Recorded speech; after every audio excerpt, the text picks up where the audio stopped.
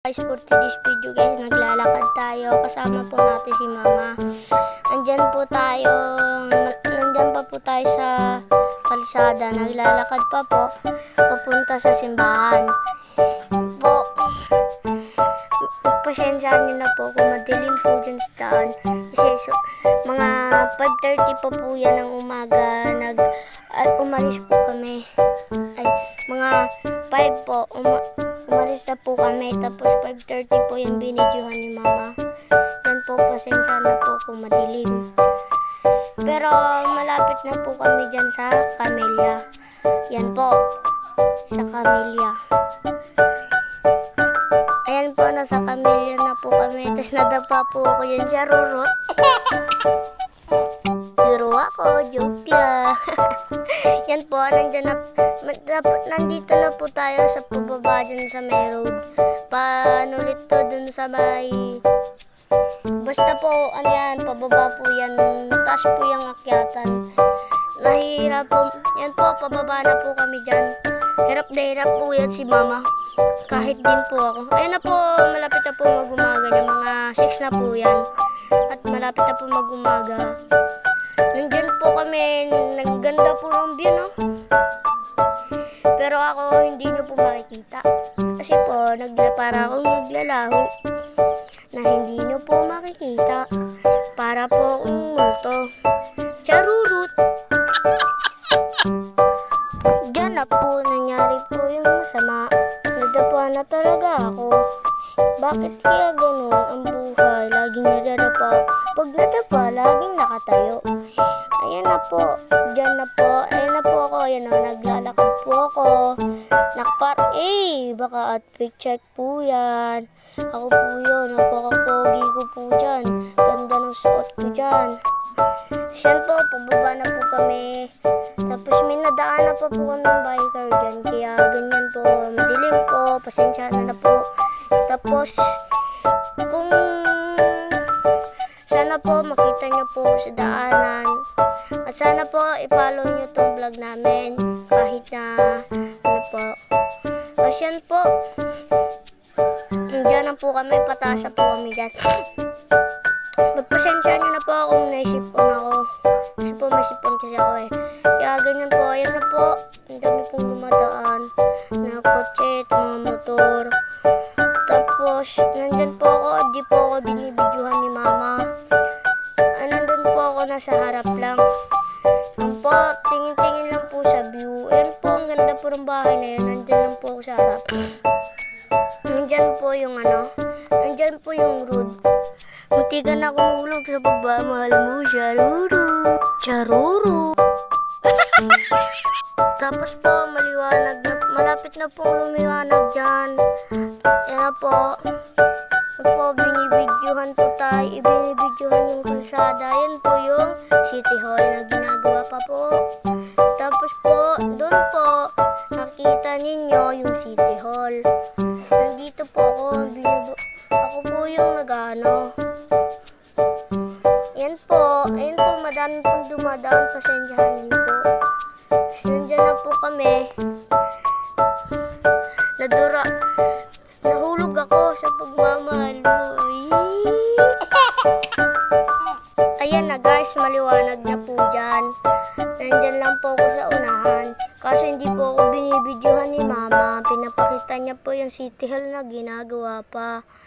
At may harang pa po dyan na no parking. Kaya hinarangan po. Yan po yung construction. Nandun po ako sa harap. Di niya po ako binibidyohan. Diyan na po nangyari ang masama na nangyari sa amin. Tapos po, nandito na po kami. May nakalagay pang tricycle. Ayan na po ako. Ayan po ang pogi ko po dyan. Napaka-pogi ko po, no? Ayan po, ang pogi ko po dyan. Ang ganda po ng design ko. Yung aking yan po yung ginamit. Malapit na po kami dyan sa 13. Naglalakad na lang po, unti na lang. Kembot, kembot, kembot, kembot, kembot na lang. Yan po yung mga nasa unahan ko po, nakapaa po yan. Ewan ko kung ano ba yan po. Kasi po ngayon, Bernis Santo. Yan po, ganyan sila. Di ko po alam ba't po kami nakasapatos at naglalakad lang po. Dapat po nag-tricycle na lang kami para hindi kami mapagod. Di ko rin alam eh. Bakit kaya ganon? Basta po, naglakad na lang kami. Malayo pa po yung lalakaran namin. At ayun, may nakita akong mga basurang pupulutin ko sana, hindi na nagawa. Puro salita, syarurut. May nadaanan pa po kaming vulcanizing shop. Tingnan nyo guys, ang ganda guys oh. Yan guys oh. Ganda ng guys oh. May pagkain guys, sarap kumain guys. Diyan po yung mga murang bigas. Andun po, may papakita po sa inyo ni Mama. Yan po ang, di ko po alam kung ano po pangalan yan eh. Basta po maganda po yan guys. Pagpasensyahan nyo na po dahil tinawag po ako ng aking kaibigan. Diyan po, ayun po, malayo na po ako diyan.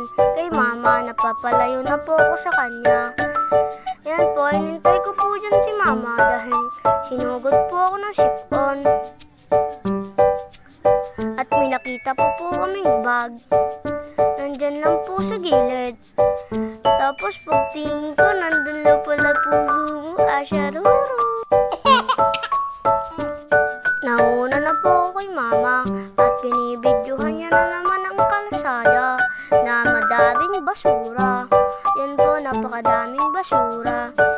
Yan po, sinugod na po ako ng ubo dyan. Tapos po, yan na po. Malapit na po kami sa 13. Naglalakad lang po kami. At si Mama pagod na dyan. At ako ay silang lakad para mapuntahan ang simbahan. Yon ang aking mission accomplished. Tapos inayos ko po dyan yung nakaharang po dyan. At tinignan po ako ni Nanay. Sabi niya daw, hindi po siya nagmaraming salamat. Di ko kasi sinabi agad. Pasensyahan niyo na po kung maingay dito. Pero po yan, nandyan na po, nadaanan na namin yung vulcanizing shop. Nung nabutas ako, ako yung gulong, ikaw yung contacts. Nabutas mo ako, kaya natamaan yung puso ko, syaruro. Yan na po, nandyan na po yung may puno. Sarap po, yung patagilid na po. Nahihilo po ako dyan para po akong mahuhulog. Yan po, para akong mahuhulog dyan. Pero kinayanan ko pa rin. Kasi po, nagbablog tayo. May tindahan pa nga po dyan, kaso sirado pa po. Hindi pa inaano.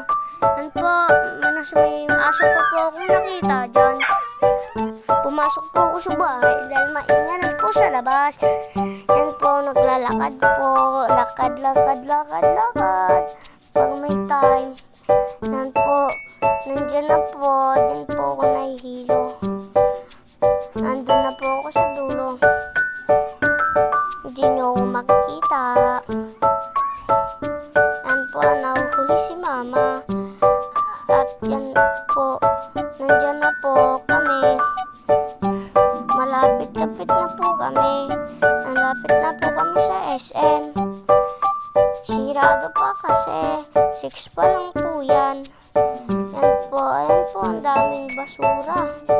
Yan po, ang dami. Yan po, may kotse pa po akong nakita dyan na pinapinturahan. Ayun pa nga, may kulay red. Tapos yan po, yan merong bike po. Tapos mga po. Yan po, makikita nyo na po ang gas.